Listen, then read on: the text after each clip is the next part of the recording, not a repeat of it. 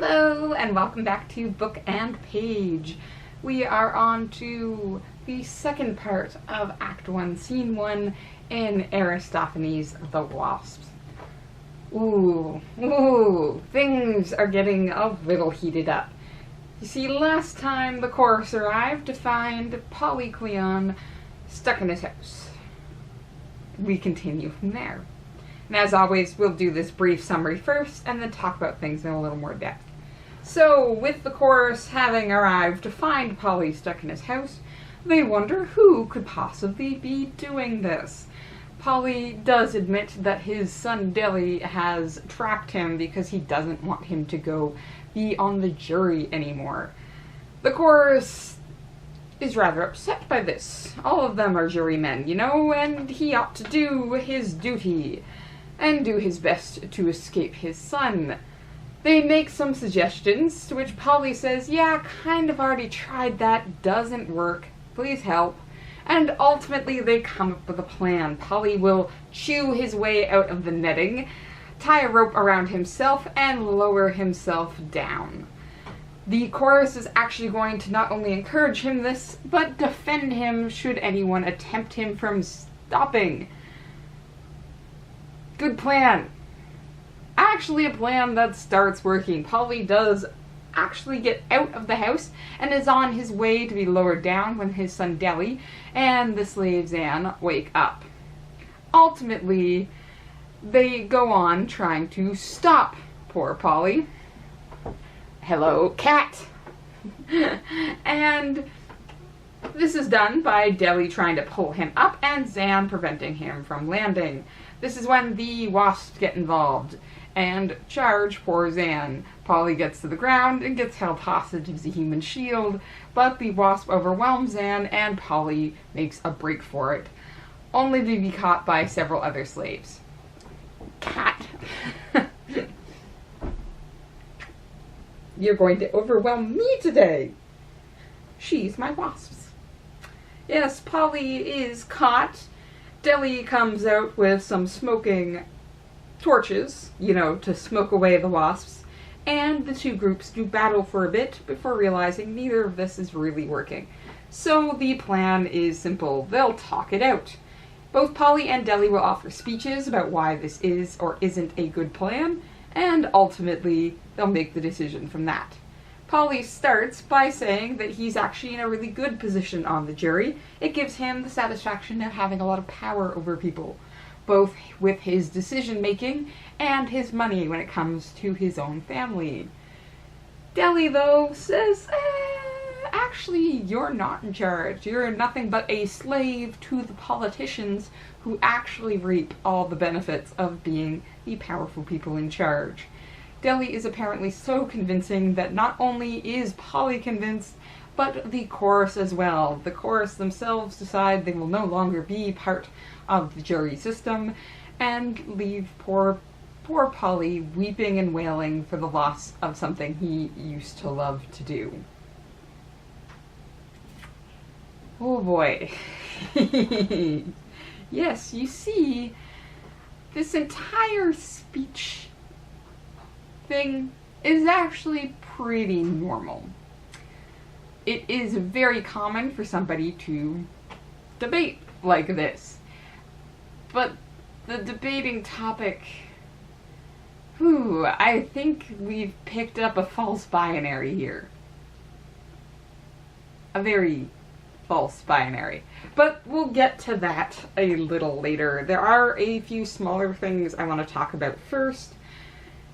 Things that include, well, the romanticization of this jury system. Which is to say that the chorus, in trying to convince Polly to focus on his escape, is not beyond equating it to battle. Which really wasn't what I was expecting. It does well to keep in mind that a lot of Athenian men have served in the army, have served in the military, and in fact this play is set after several major battles among the Greek cities. So just having this idea that, like, attending to the jury is the same as going into battle, it's a little strange to equate the two. Because we tend to have this romanticized image of the great victories and having snatched victory from the jaws of defeat. I mean, you can snatch defeat from the jaws of victory, but that's real hard to do. Hamilton musical, why do you make me say these things? No, it's sort of this romantic image of fighting for your city. So in that way, it makes sense to have these two ideas compared to each other. Because going off to serve on a jury and work through the democratic system that you have is kind of it. You're serving your city, you're protecting your city and its rights. But there isn't the life or death aspect to it that there is in battle. And a lot of people tell you, like, don't romanticize battle that way either, because it is nasty and brutish and devastating to all sides involved. And it's going to affect you constantly for the rest of your life. But here, it's just sort of played off of, don't you remember those great, mighty moments in which you achieved great things and you can do so again? And it's kind of playing on that really sanitized version of battle. And it's just like, this makes me uncomfortable. It makes me deeply uncomfortable just how romanticized both battle and jury are for this group of old men. Because it skews their worldview in a lot of ways. And it gives them that position of power. Because the battles that they're talking about here are the victories, so the personal victories and the victories for Athens and the victories for the Greeks as well.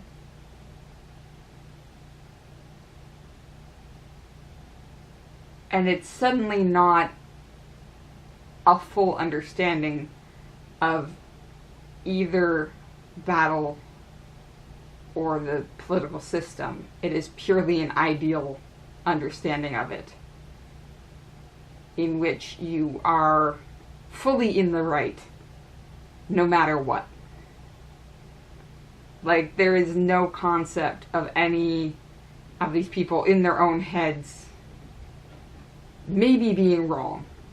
There's no concept of any of these battles being fought for the wrong reason. And there's no concept of these battles being lost.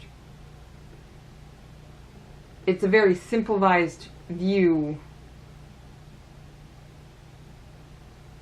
from people who have had the benefit of having this power throughout their lives and being in a city at the peak of its power, which is what's happening with Athens here. They don't have to see the black and white and the whole lot of gray in the middle. They can purely view themselves as standing in the right no matter what, and fighting for that in really significant ways. And then we get the sense of how pervasive this entire thought process actually is throughout the city of Athens. And this is done by Delhi and kind of Zan. Zan kind of points this out too, when Delhi comes in and basically says, all of you think like this. All of you treat yourselves like you're the full hero that deserves everything, and anyone that opposes you is wrong. And this is done through the accusation that anyone you disagree with is a monarchist and wants tyranny. And again, this is a comedy, so it's touted in really comedic ways. Like, Deli comes in and is fighting off the Wasps, and they're just like, you're a tyrant for not letting your father go serve on the courts. And Deli basically says, why does everyone call me that? Everyone complains that you're a monarchist. Like, you go buy fish from one stall and not another, and the other stall owner calls you a monarchist. Or you ask for somebody to throw some onions in, and then the onion seller is just like, tyranny taking over. You want everything for free. And this points out the problem with this way of thinking. You've idealized yourself so much, and you villainize the other person so much, that neither of these words have any meaning anymore. And that's what sort of Zan points out. Zan, it's supposed to be that really funny moment where Zan steps in and basically says, yeah, when I tried to hire a prostitute, I asked her right on top, and she said, no, we're Democrats. These words don't have meaning anymore. Like, being a Democrat in that situation, being part of a democratic society, not Democrat as in, like, the American political system right now. I'm saying being part of a democratic society has nothing to do with that situation. But people have just equated being part of the democracy as such a good thing. And anyone who disagrees with them obviously are a monarchist or want like tyranny. They're tyrants. That this argument suddenly just is true for everything. You didn't buy my fish. Well, you're a monarchist and a tyranny, and a tyrant. Like, really? And this is a hot button topic even for today, because this is true with a lot of political systems. Like, it's such an us versus them mentality that romanticizes the fight for our side to win to the point where you can utterly dehumanize the other side. And what I find interesting is we're at the really heated point of this right now. And I think a lot of this can be sort of looked at as the jury side of them, the heated side that occurs in the courtroom. To the point where that dehumanizing thing actually happens. Like, Polly is talking about his speech in the courtroom and how the defendant brings out his sons and daughters and says, if the bleating of the lamb will convince you, listen to my son, or if you prefer pork, listen to my daughter. Which is a very dehuman thing, especially when you find out that the Greek word for pork is actually the same for female genitalia. So that's just layered on dehumanization in that moment. But that's the opponent, that's the bad guy. And Polly, being fully human and fully in the right, is above and beyond this dehumanized mass that's on the other side of the courtroom. And it's a really visceral, angry, confrontational feeling. But it's become so commonplace in the society now that a lot of the anger has diffused from it to just become this simmering anger and really commonplace, like I said. So it's happening in the markets and in the houses where this anger has just become so ingrained within the people that they apply it to everything, and thus it becomes meaningless. You have no idea who you're supposed to fight. Even if fighting somebody is the right thing to do, you have no idea who you're supposed to fight if you're trying to pick fights with everybody. If you are constantly just saying anyone who disagrees with me is a Nazi, well, when you find out there really are Nazis, you're not going to be able to understand that, and you're not going to be able to respond appropriately, purely for the fact that you've taken this word to mean anyone that disagrees with me. And I am talking all sides of the spectrum here. Like, if you're just so intolerant to anything, you're not going to know when you really need to be intolerant to something.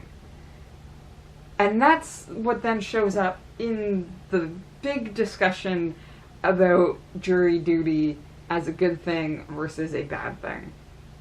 Because both of these perspectives are deeply warped, and both of these perspectives present a false binary. Which is to say that you're given the idea that you can have one or the other, and there are no other choices, which is blatantly not true within this case. Either jury duty is a good thing, or it's a bad thing. Isn't actually the option here. Because jury duty in a system that works well is a good thing. Jury duty in a system that is corrupted is a bad thing. Jury duty, like, in a bad system is what Polly's saying is a good thing, and jury duty in a bad system is what Deli is saying it's a bad thing. Neither of them are considering if we change the system, then the position here changes. And this is just, it's so messy the moment you get false dichotomies like this, because the temptation is to roll with the argument as it's presented. Because if you say sort of outside the argument itself, well, if we changed other things, then you can have someone turn around and say, well, you're not arguing the question that we are asking. And it's like, well, because the question you're asking is overly simplified. You have to have a much bigger picture to recognize when you're hitting false dichotomies, false binaries, and dealing with that can be really hard, one, in a system where that binary is deeply inset, and two, to the point where it's become so common that the words no longer have meanings. Like, and Athens is sort of a really good view of this, because there are points throughout its history where they run into these problems, where they do have politicians who are on the tyrannical end. And that's not addressed, because the system itself has just been so wishy-washy about what tyranny means that, like, it can't see the forest through the trees. So ultimately, when we have this discussion,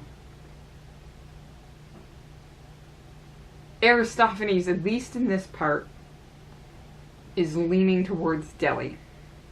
Because again, the chorus is the person you're supposed to be viewing the world through. And the chorus here has their opinions changed. And when Polly speaks, it's like, yeah, you want to crack your head against something. Because he's just so self-serving in this position that he's definitely fully forgotten what this position is supposed to be. This position is supposed to be a healthy part of the body politic, to bring that image back in, because we had that dream in the first part of this scene. of the body politic being chopped up. And we're seeing the symptoms of that here. We're seeing the results. Because this part that is supposed to help keep the entire body healthy is now making it so much worse. It's kind of like a gallbladder making gallstones, because the way this system is supposed to work is that everybody gets their vote, but they're supposed to be informed about it all. Like, you're supposed to know what the actual problem is, what possible solutions there are, the guilt and innocence of a person, and the proof on either side. And all of that sort of gets washed away by this image that Polly presents of him going into the courtroom and having all of these people sort of slipping their hands into his and saying, like, please be kind to me, show mercy, good Lord. And he's just like, oh, of course, yes. Because he's basking in the power of it. And he's basking in their supplication. And then immediately throws it all out the window. Like he says, like, I take my seat and forget any promises I might have made. It's all about what's said in the court. Which makes sense if you're well informed about the issue, right? You shouldn't let supplication affect your decision if you're thinking critically about all of this. But Polly's not. He's just basking in the glow of it, and then gets to be holier than thou art when he makes his decision, despite anything you might have said to him, or any promises he might have made. This isn't about the system here, it is about Polly and the other jurors themselves, and the glow of having people look at you and think, this is the person in charge of my fate. But the power that Polly and the other jurors gets here isn't real power. For example, people supplicant themselves to him, but that's because they want to get what they want. And his family treats him really nicely, but again, because they want his money. We're not actually seeing any positive relationship here, just people being greedy over people with power and money. And that actually becomes the argument that Delhi then presents, which is the idea that people are greedy and want power from those who have power. So the politicians who have power seem to give it to the jury, and the jury feels better about that, even though literally they don't have real power. They have power over certain people. There's still people that have allowed them to be in the position that they're in. So what actually happens here is the seeming argument for and against the jury is actually somehow the same argument, which is the power that Polly enjoys is the power that other people also have over him. Yeah, it doesn't paint a really nice picture, but it doesn't actually paint a nice picture for either side. Delhi might have seemingly won this argument, but that doesn't fix the problem. It just makes a bunch of people stop. And stopping, unfortunately, usually doesn't fix the problem either. I think we're going to see more of this as we continue on in the play, but I get the sense that these jurymen just not joining the jury doesn't make the jury not corrupt anymore and doesn't uncorrupt the system. There are always going to be more people to fill that space. Something has to be done at the root of the problem, not where we are. And that's going to be hard, but it's the truth. The idea that these jurymen are so important that the world revolves around them has just been popped. So what can they do? And what can we do? Well, we're going to get a sense of that as we continue the play. So I'm going to keep reading, and I hope you do too. See you next time.